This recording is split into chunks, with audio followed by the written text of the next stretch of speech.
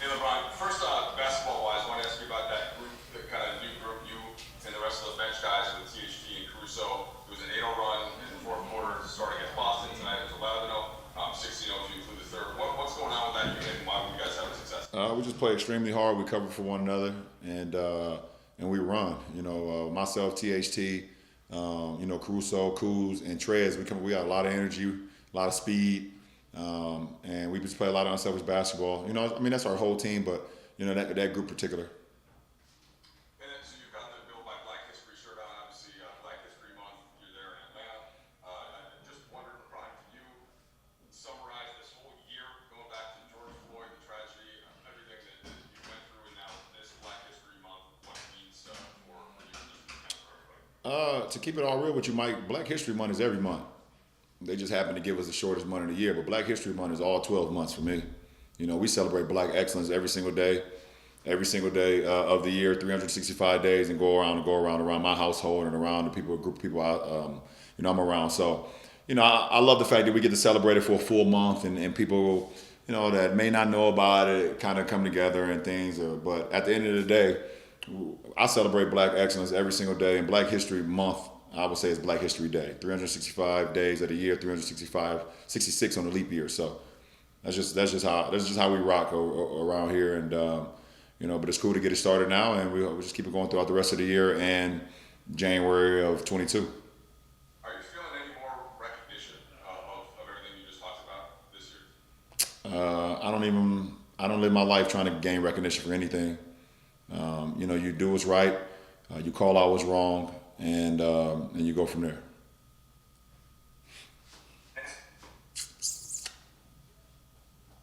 LeBron, I wanted to get your take or your comment or your perspective on the interaction that occurred with the courtside fans who were kicked out, and do you feel like that interaction exposed any sort of loophole in the COVID protocol that if fans can take off their masks to yell at a player?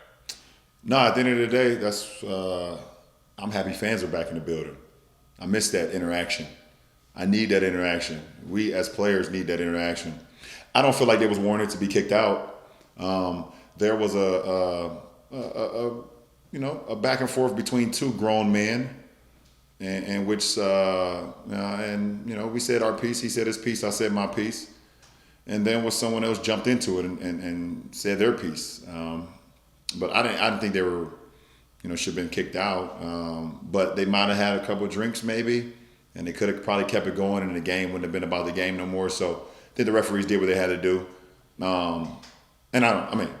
It's fine. I don't think, taking down the mask or whatever the case may be at that point in time, would have harmed anybody but the people that was right next to her. I wasn't close enough to her.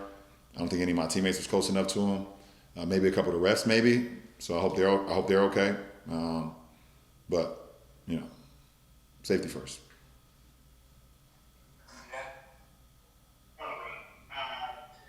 Dan, you look like you about to ask me. You look like you're ready to fire off. Well, it strikes me. It's somebody you've said all year, like, I want fans. I want to see fans. Does that get you more excited than when you see some people who are, like you said, a little willing to kind of toe in those waters, whether it was in Cleveland or here, just seeing those faces that close to you? Well, my guy tonight, I don't want to say he went overboard, but he went a little bit out of bounds, too close to comfort for me. And I said my piece, and we could have moved on. But I think it was so close to the officials. I think the official heard it as well, what he had said. And it kind of got blown out of proportion. It's just like sometimes on the floor when two guys get into a scuffle, or get into a little like jostling, the refs come and try to break it up really fast, and it looks like it's bigger than what it really is. That's what it pretty much was tonight. But the difference, we're on the court and we're not having any alcoholic beverages. So they might have had some alcoholic beverages on the side, so it made them feel a little tougher than what they really are, I would say. Just like Draymond. Draymond said it perfect. You were happy that this happened, right? Like you enjoyed this. Who, me? Yes. I love our fans. Laker Nation and everybody else that's against Laker Nation. It just feels better. Fans in the stands it's just better. It's better for everybody. Especially on the last game of a 14-day road trip.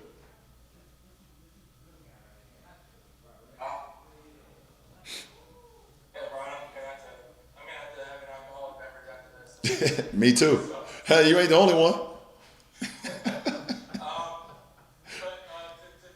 ask a basketball question here, you guys, for the last two games, had come down pretty close. You guys make these defensive plays. How much pride do you take in sort of reinforcing the defensive identity you guys had last year in these close situations? No, I take all the pride. Listen, man, I take just as much pride on the defensive end than I do on the offensive end. Things that you cannot control on the offensive end if you shoot the ball well. Sometimes the ball don't go in for you.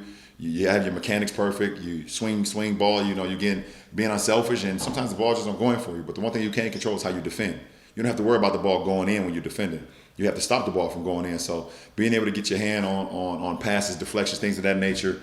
Tonight a big play, me just being able to get my hand on Capella on that slip to the rim and us being able to get out in transition.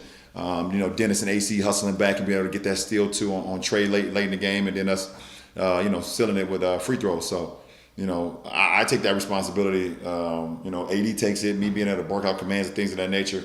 When we defend, we're just that much better. And we want to be the best defensive team in the league, and we hold that with the utmost responsibility.